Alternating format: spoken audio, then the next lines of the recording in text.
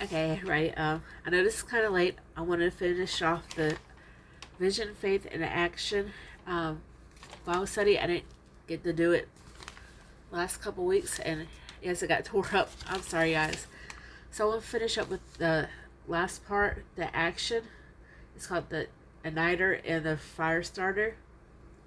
So I'm going to go ahead and finish that part and load it up before I do any other Bible study type stuff. It says, God has called us to be men or women of action. There's a sermon out there that's preached on potential energy and how an object can have the potential energy to move, but never move an inch. Many Christians never move an inch. They have all the potential in the world, but never act on it. James 2:17. Faith without works is dead. Many of the dead faith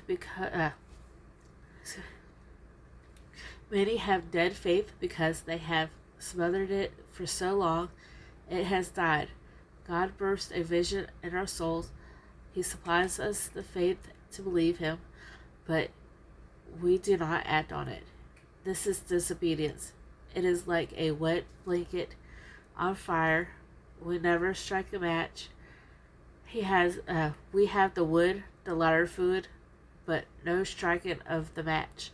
No flame, no fire, no impact, no life, no supernatural experience, no involvement of God, no change, no miracles, perhaps even no salvation. Our failure to move will cost the kingdom and has cost the kingdom of God countless souls. People done plays, drama, street preaches, concerts, services, and if you go door to door, all these could take actions. It's getting off our butts, our seats,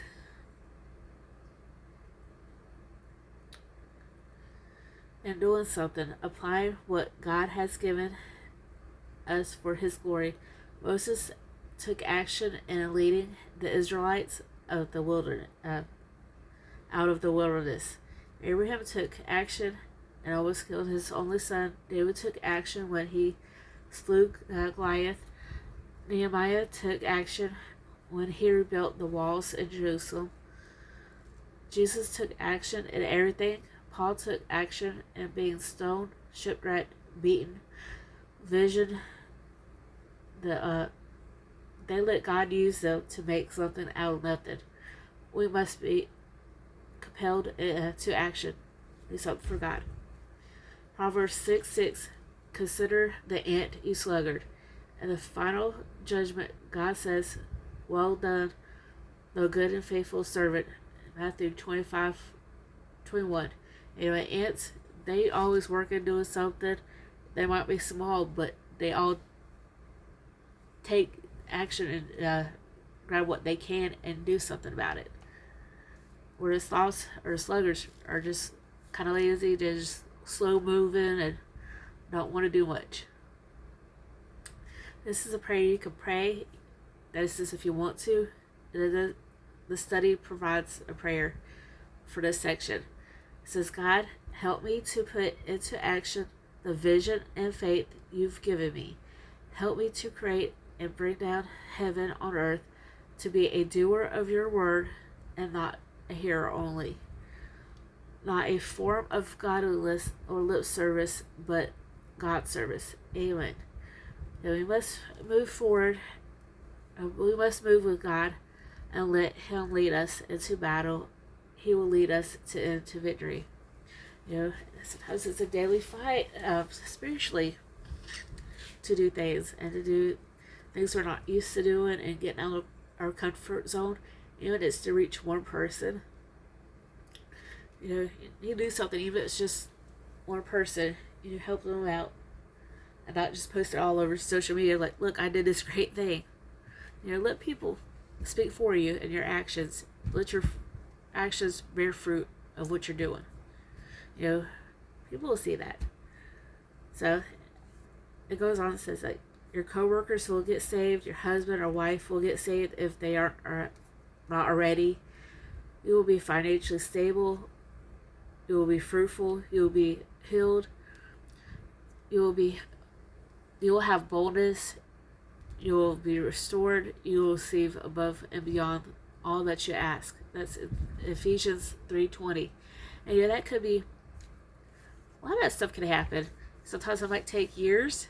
I might take someone, unfortunately, to their deathbed to realize, oh, I need God. But it can happen, you know. So don't be foolish, a foolish virgin or a lazy servant. If you haven't read about the 10 virgin brides, 5 of them were foolish. So read it. Like, it's in one of the 4 Gospels. Matthew, Mark, Luke, John. Put action behind your talents. Put action behind your knowledge. You can do it in a faith moves God. A vision must be born in you, but it starts with a concern. You now are more than just bothered. You are compelled to see the situation the way it should be, or you should be bothered. Like, you know, I don't know how to say it because I don't want to be like say this certain times way, but I guess as Christians, you need to see like everybody has a soul. You know, they're going to either heaven or hell. Unfortunately, if you're not right with God, you know, that would be me. If I turn away from God and know what's right in His eyes and do what everybody else in the world does, I could easily go down that road if I don't get right with God before it's too late. You know,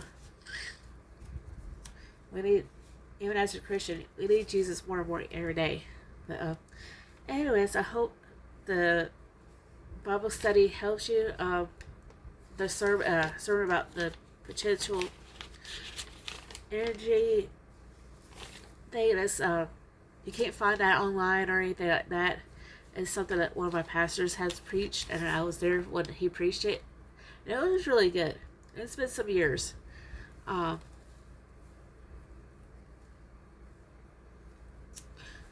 yeah,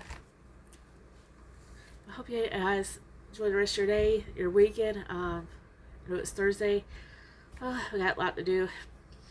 We got a reunion to go to this weekend, plus church, and it's gonna be busy. I should be able to find time to do at least one other Bible study, and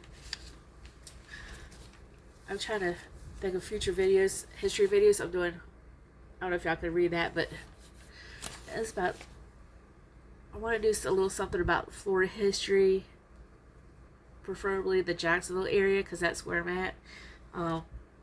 So I'm looking up stuff about one tribe that used to be here in this area, but apparently they either died off or they were called something else. And it just kind of shows like how we had so many people come to Florida and hundreds of years ago, and what they thought they heard is different from what somebody else heard, and it's different writing languages, and so it's interesting. And we have a little plaque. I'm not sure. It's down at I think the courthouse, but it talks about one area that was supposedly the area where these Native Americans lived at, and it's like the downtown area of Jacksonville. I'm not sure how to pronounce it, the word, but I want to look into how to pronounce it. So if I still end up being butchering it, I'm sorry. That's not my intention, just to do it. I just have a hard time with my mouth and my brain connection, like saying certain words is kind of hard for me. Even some of the easier words. Like, I had to take speech when I was a kid, so I wouldn't talk to anybody, and there's words I still have a hard time saying, even if it's easy for somebody else. It's not always for me. It's that brain connection. It's like I can think it to be in the right way, but as when it comes out of my mouth, it's something happens. So I don't know. But I'll see you guys later. Have a good day.